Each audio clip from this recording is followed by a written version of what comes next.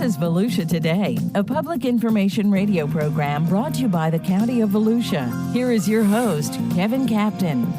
Good morning and welcome to Volusia Today. I'm Kevin Captain with the county's Community Information Division. Thank you so much for tuning in this morning. Volusia Today is made possible by our sponsors, the Daytona Beach International Airport, the Ocean Center, Volusia Recycles, and Votran Public Transportation. Today, my co-host is Clayton Jackson, Activity Project Manager for Community Information for the Volusia County Government. Good morning, Clayton. Good morning, Kevin. How are you doing this fine morning? I'm doing great. Today, Clayton starts the 82nd annual Daytona Beach Chamber sponsored event, Bike Week.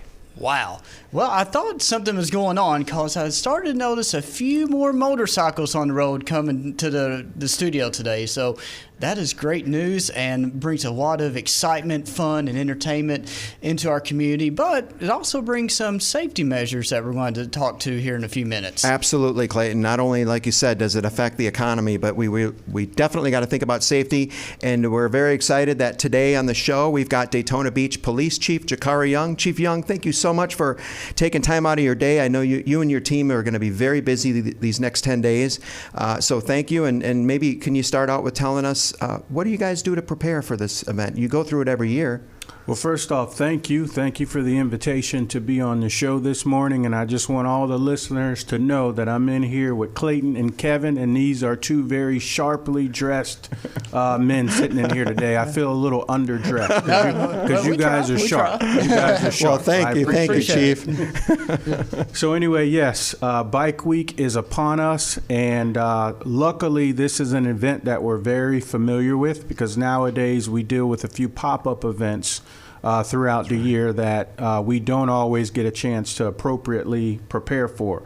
But Bike Week is something that we are used to, and I think the overwhelming majority of my staff actually look forward to Bike Week because it gives us a break from the norm.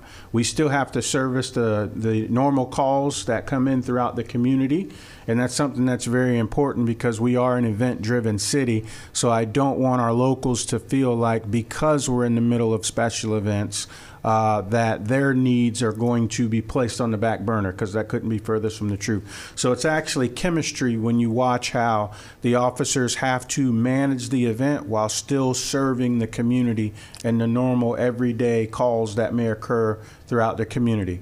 But for the event specifically, the number one tool we have is staffing.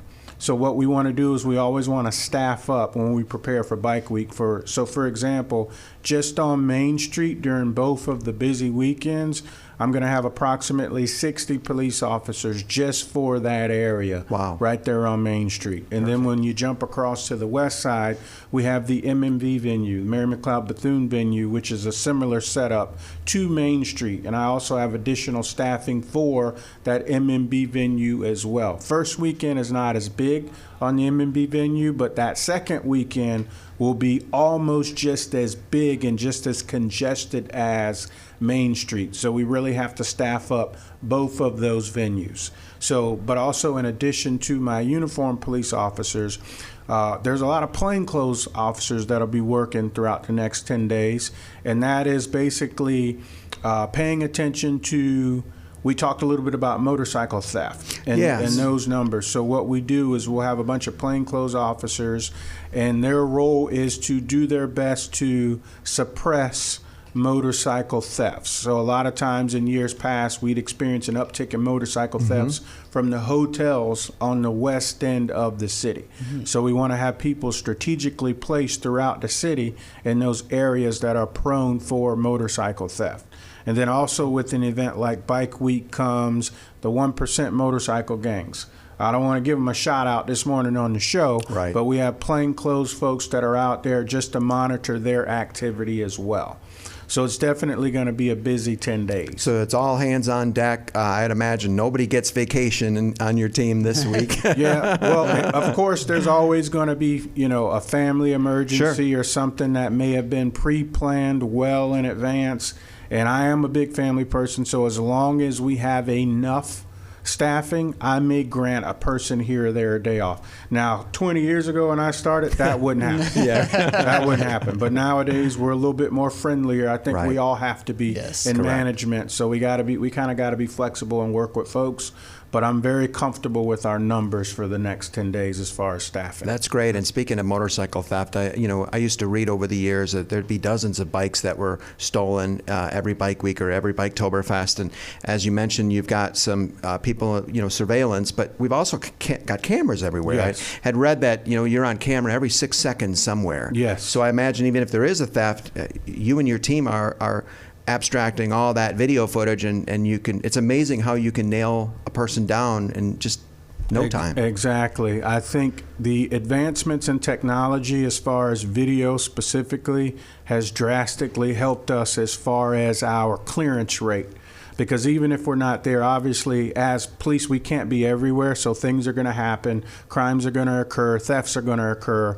But the ability to go back and review video from that area, whether it's a traffic camera, a static camera on a light pole somewhere, or a Ring video camera, when you compile all of that information, when you compile all of that footage, it drastically increases our ability to identify who we're looking for and make an arrest for the theft.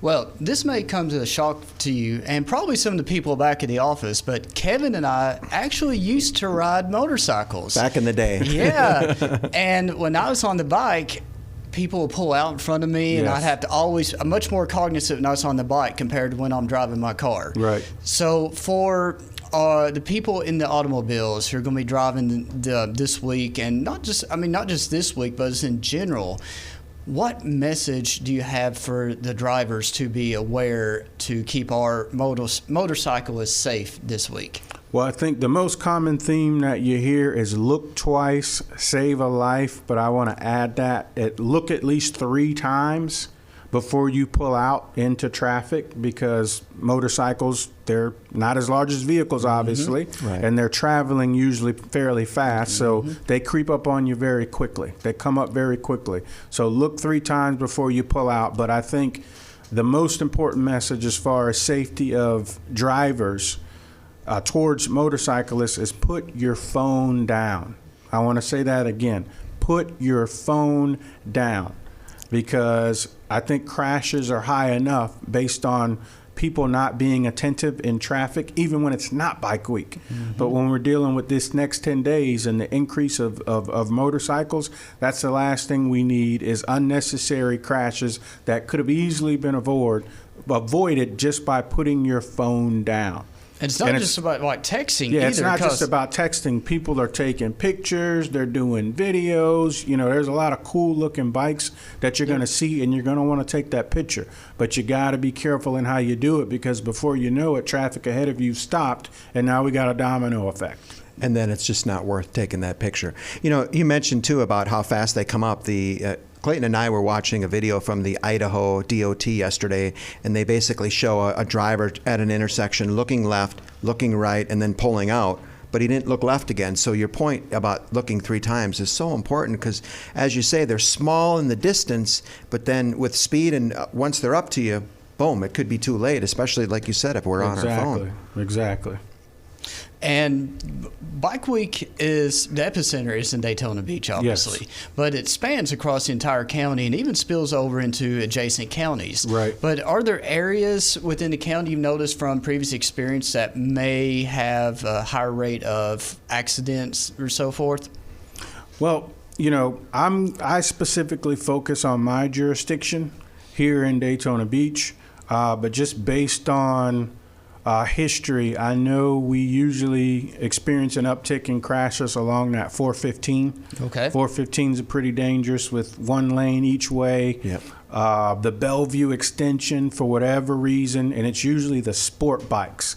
They love that Bellevue extension because they just get out there and they open it up. But there's a lot of sharp turns when you get back there behind that Daytona Beach airport, and they're usually almost 100% of the time fatalities. That Bellevue extension is deadly for sport bikes. So those would be 2 areas that jump out to me as far as an increase in crashes and specifically fatalities. Let's talk about helmets for a moment. We know there's 3 different types. Depending on who you talk to, if you, my brother used to always tell me a full face or no helmet at all, because Right. any other helmet you might need plastic surgery. But in Florida, what are the rules for licensing? We know that the helmet rule was repealed in 2000, Right. and we saw an incidence of head injuries afterwards. But some helmets are still required for certain riders. Right. So the Florida state statute is 316-211, and that requires motorcyclists to carry at least $10,000 in coverage as far as the PIP, the personal injury protection. So if you choose to ride without a helmet, you're required to carry at least $10,000 in that PIP insurance. So I can't really get in any deeper Sure. into that. That's just like the basic bare bones requirement if you choose to ride without a helmet. I encourage everybody to ride with a helmet, obviously, just for common sense reasons. I mean, I think your chances of surviving greatly increases if your head is protected. You'll still probably suffer a concussion, but just the difference we see in injuries with those with a helmet, without a helmet, I mean, it's glowing. Yeah. Yeah, I was a rider for about 5-6 years. I never once started up my motorcycle without a helmet. And again, I had the sport bike. I had a Gixxer 600, so I had the full face helmet. But I noticed a lot of the cruisers, they would use a half or even the turtle shell. Right. But again, just to reiterate what Chief Young said, wear a helmet. It's not worth.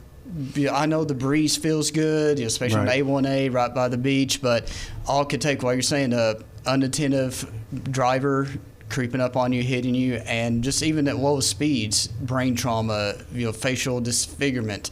All this is possibility. It's not worth that fresh air in your face. So one thing I will do, because I like to give credit where credit is due, and one common thing that I've noticed about motorcycle riders, helmet versus no helmet, is I feel like quite a few do wear their helmets, but what they do is, let's say they're headed to Main Street, they wear the helmet all the way up until they come over the Main Street Bridge. And before they actually hit the Main Street venue, they pull off. Then they take the helmet off, because once you hit Main Street, it's all about being seen. Right. So if they're on International Speedway, if they're traveling throughout the major thoroughfares of the city, you'll see them with the helmet on. But when they hit that venue, it's showtime. It's all about being seen now. So now, be seen. Yeah, now the helmet comes off, the bandana goes on, shades go on, and it's all about being seen now. So I kind of get that. I understand that. And once you're on Main Street, you're creeping. You're pretty much walking the bike at that point. You're pretty much walking the bike at that point. And you put the bandana on the sunglasses on the dog in the sidecar, too. We're talking with Daytona Beach Police Chief Jakari Young. We'll take a quick break and come back and continue talking about Bike Week. Stay with us. I'm Will Roberts, your Volusia County tax collector. When the annual property tax bill arrives in the mail, most people want to know how much they have to pay. It's all about the bottom line of the bill. That's where you'll find the amount due. You receive a discount the earlier you pay your taxes. The discounts and the due dates also are at the bottom of the bill. For example, if you pay in full in November, you get a 4% discount. There are 2 more important items on the bill. First, make sure all of your exemptions are listed. And finally, you may pay by phone, online, or by mail. If you're paying by check, make sure it's made payable to Will Roberts, Tax Collector. If you have questions, please visit our website at vctaxcollector.org. That's vctaxcollector.org. Or call us at 386-736-5938. We're back. I'm Clayton Jackson of Kevin Kaplan, and you're listening to Volusia Today, a public information program brought to you by the County of Volusia. And we are talking Bike Week today with Daytona Beach Chief of Police Jakari Young. And we talked a lot about safety for both riders and drivers alike. Bike Week is more than just about hopping on a bike and looking good, see and be seen. There's a lot of our visitors and residents who will participate in Bike Week who may or may not partake in some adult beverages this weekend. So, or throughout the entire event. So what would be your message in enjoying these adult beverages responsibly? So I think some would say that's an oxymoron, like to party responsibly, but I think it's a real thing because there's no excuse nowadays with the amount of ride share out there. So if you're going to go out and you're going to consume alcoholic beverages to the point of intoxication, please take advantage of ride share.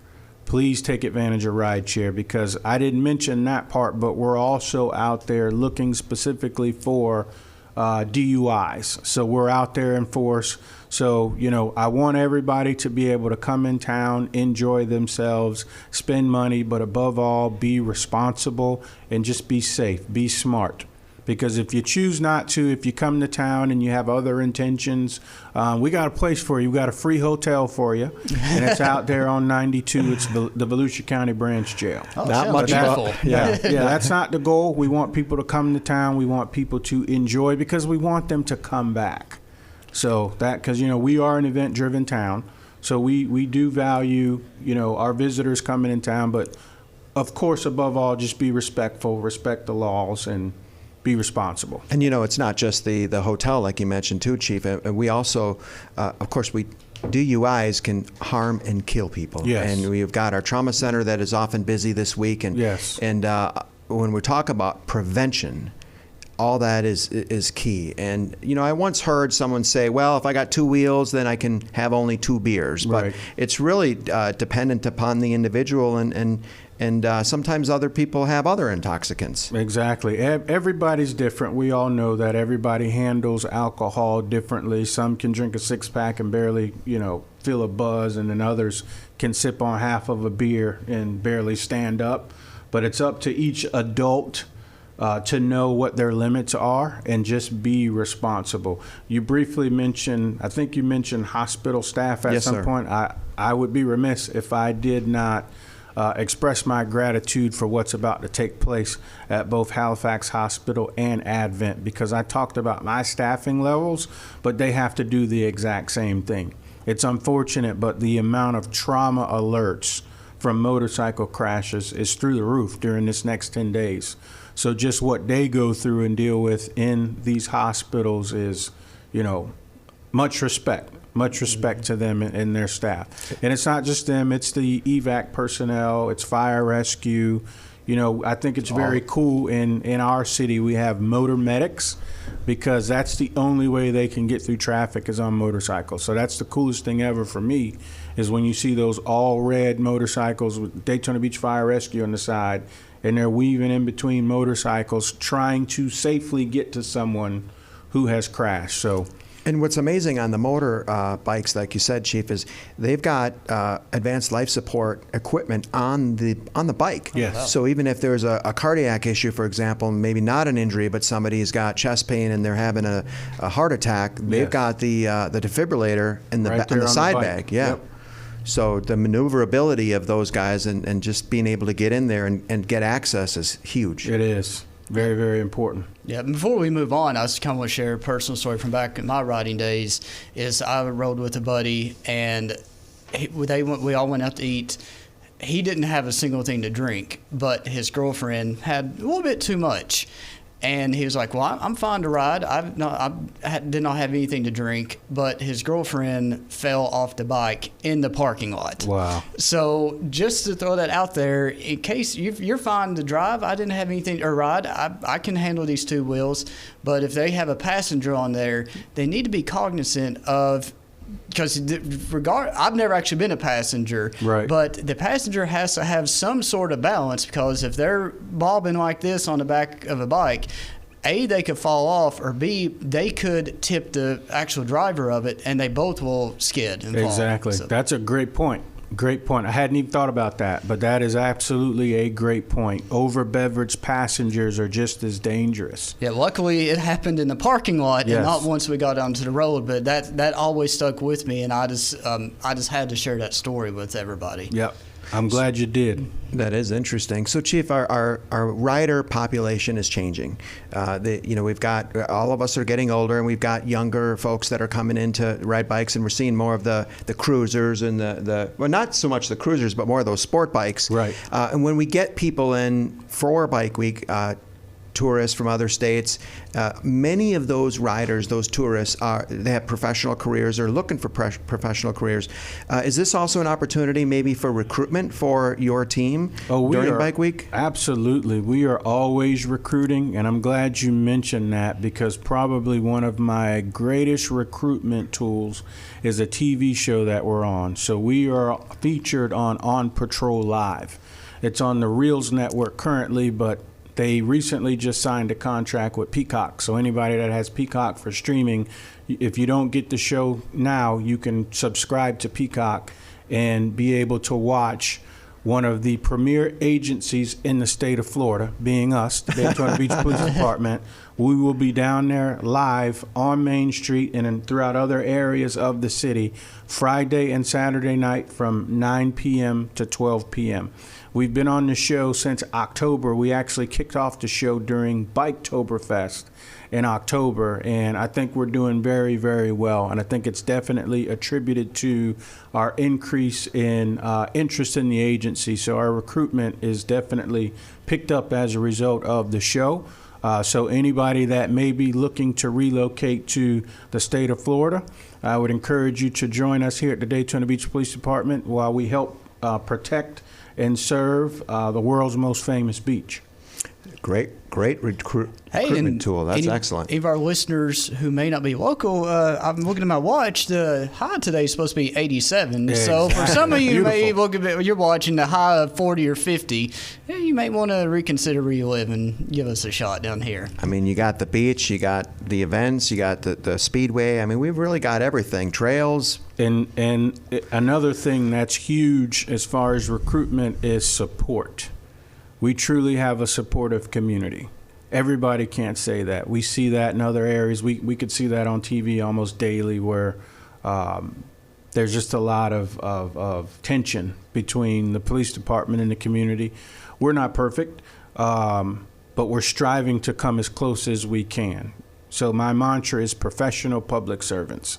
And that's what I'm looking to hire and bring onto the department to serve this city. And that's certainly what you exude. I mean, anytime there's an event in the city, you're out there, you're telling us about it, you're educating the public, and you're definitely a face out there for people to see. And that's what people want to see. So it's great.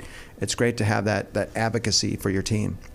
We're talking with Daytona Beach Police Chief Jakari Young. We'll take our last break with Volusia Today and come back and wrap up the show. Stay with us. I'm Will Roberts, your Volusia County tax collector.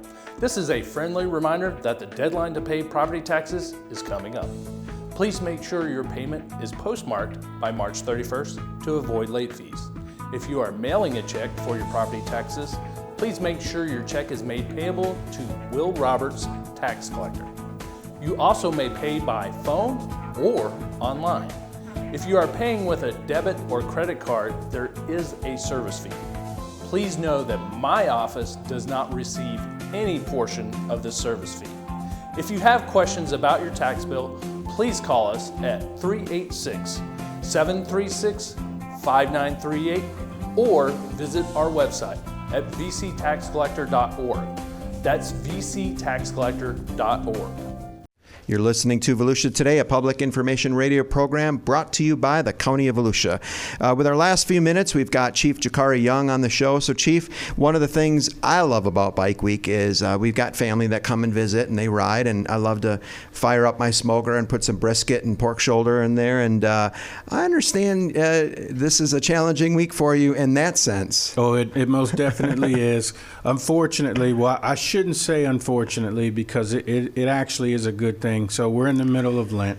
We are. So for me personally, the sacrifice for me is I give up meat during Lent. So This is a rough 10 days for me because as you stroll Main Street or MMB or anywhere else throughout the city, those turkey legs, just the smell of those turkey legs and the barbecue and the brisket and the hamburgers, hot dogs. So we even have a beachside neighborhood watch that sets up a tent in the parking lot of the police precinct, and they just cook for us all weekend. Hamburgers, hot dogs, whatever it is, and I can't partake in any of it. So it's going to be a rough 10 days for me just smelling all that good food. Yeah,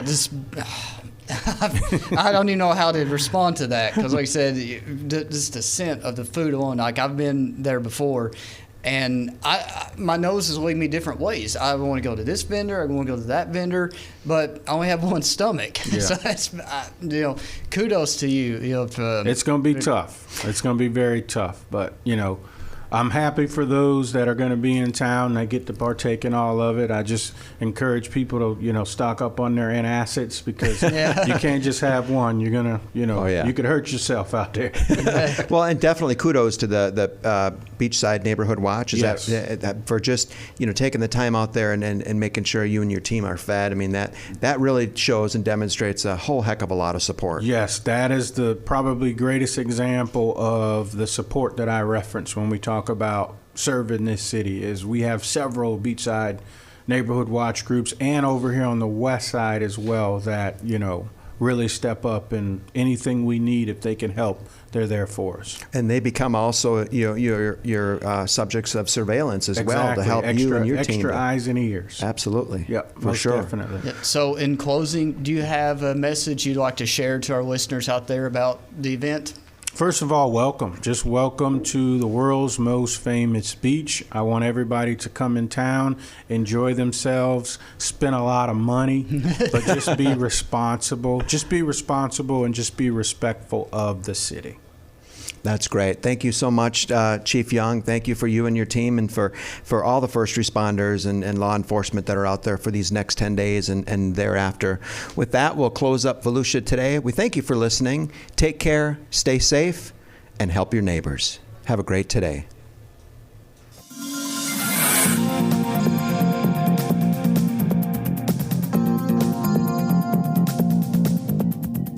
If you have a comment about Volusia Today, or if there is a topic you would like to hear featured, please contact Volusia County Community Information at 1-866-345-0345.